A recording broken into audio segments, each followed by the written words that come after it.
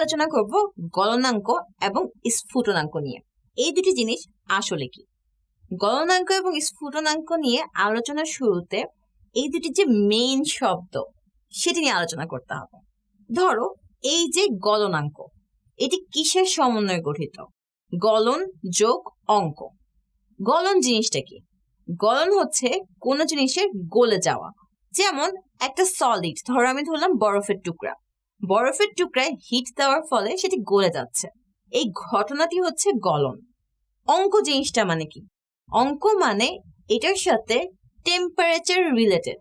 Temperature কি একটা অঙ্ক না? যেমন 10 degree Celsius, 20 degree Celsius, 32 degree Fahrenheit. তার মানে এই গলনের সাথে অঙ্ক রিলেটেড কিছু আছে। এই জিনিসটাই হচ্ছে গলনাঙ্ক। মানে কি? মানে হচ্ছে নির্দিষ্ট চাপে যে তাপমাত্রায় কোনো একটা বস্তু গলতে শুরু করে, তাই হচ্ছে তার গলনাঙ্ক। এখানে নির্দিষ্ট চাপটা কেন বলা হয়েছে? নির্দিষ্ট চাপ বলা হয়েছে কারণ চাপ যদি চেঞ্জ করা হয় তাহলে গলনাঙ্ক চেঞ্জ হয়ে যায়। তাই আমরা কোনো বস্তুর গলনাঙ্ক যদি জানতে চাই, চাপকে ফিক্সড রাখতে হবে। এই ফিক্সড চাপে আমরা গলনাঙ্ক বের করে থাকি। আচ্ছা, ব্যাপারটা কি এতটা সহজ? আসলে ব্যাপারটা এতটা সহজ না। এই জিনিসটাকে বোঝার জন্য আমরা একটা গ্রাফের সাহায্য নিব।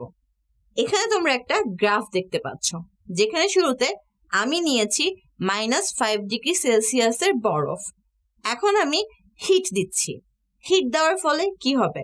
বরফ আস্তে আস্তে গলতে শুরু করবে। -5 থেকে টেম্পারেচার বাড়তে শুরু করবে।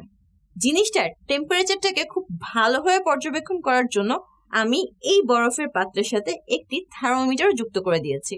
যে থার্মোমিটারের রিডিং থেকে আমি বলতে পারবো আমার টেম্পারেচার কতটুকু বাড়ছে। তাহলে চলো শুরু করি। -5 ডিগ্রিতে ছিল, টেম্পারেচার বাড়াচ্ছি, আস্তে আস্তে বরফ গলতে শুরু করলো, মানে বরফের টেম্পারেচার বাড়ছে, থার্মোমিটারে আমরা দেখতে পাচ্ছি। যখন 0 ডিগ্রি সেলসিয়াসে আসলো, এখন আমরা তাপ দিয়ে যাচ্ছি, কিন্তু থার্মোমিটারে টেম্পারেচার আর বাড়ছে না। কেন বাড়ছে না? এই যে আমরা এক্সট্রা তাপটা দিচ্ছি, এই তাপটা যাচ্ছে আসলে কোথায়? এই তাপটা যাচ্ছে আমার বন্ধন ভাঙার কাজে। এই তাপের খুব পরিচিত বা খুব বিশেষ একটা নাম আছে, সেটি হচ্ছে সুপ্ত তাপ। সুপ্ত তাপটা দিয়ে আসলে হয় কি? এই সুপ্ত তাপ দিয়ে কখনো টেম্পারেচার বাড়ে না, বরং অবস্থার চেঞ্জ হয়। যেমন বরফ রূপান্তরিত হয় তরলে, তরল রূপান্তরিত হয় বাষ্পে।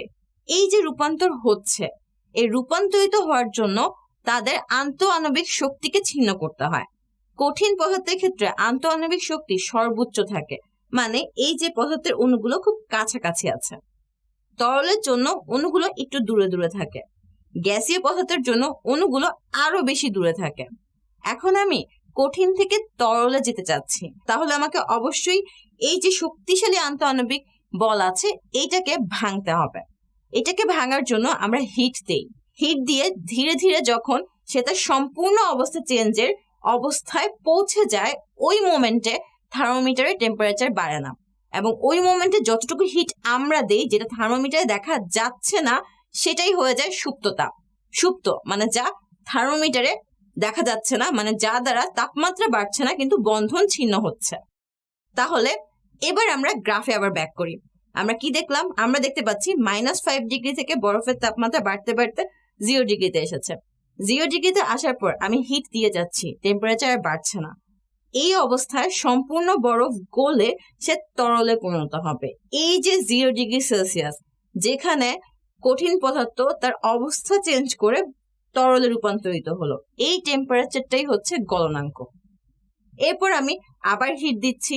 হিট দেওয়ার ফলে পানির যে টেম্পারেচারটা বাড়ছে, বেড়ে বেড়ে যখন 100-তে পৌঁছাচ্ছে, এখন আমি হিট দিচ্ছি আর চেঞ্জ হচ্ছে না। কারণ কি? আবার অবস্থার চেঞ্জ হচ্ছে। এখন তরল পদার্থে বাষ্পে রূপান্তরিত হচ্ছে। এটাকে বলা হয় বাষ্পীভবনের সুপ্ত তাপ। এই যেই তাপমাত্রায় টেম্পারেচার দেওয়ার ফলে আর তাপ বাড়ছে না, মানে 100 ডিগ্রি সেলসিয়াস টেম্পারেচার পানির ক্ষেত্রে, এইটাকে বলা হয় বরফের স্ফুটনাঙ্ক। তাহলে আমরা বলতে পারি গলনাঙ্ক হচ্ছে একটা তাপমাত্রা, যেই তাপমাত্রায় কঠিন পদার্থ তার অবস্থা সম্পূর্ণরূপে চেঞ্জ করে তরলে রূপান্তরিত হয়। স্ফুটনাঙ্ক একটা তাপমাত্রা, যে তাপমাত্রায় তরল পদার্থ তার অবস্থা চেঞ্জ করে সম্পূর্ণরূপে বাষ্পে রূপান্তরিত হয়। গলনাঙ্ক এবং স্ফুটনাঙ্কের পরিবর্তন সহ আরো অনেক ধর্ম আমরা সামনে দেখব।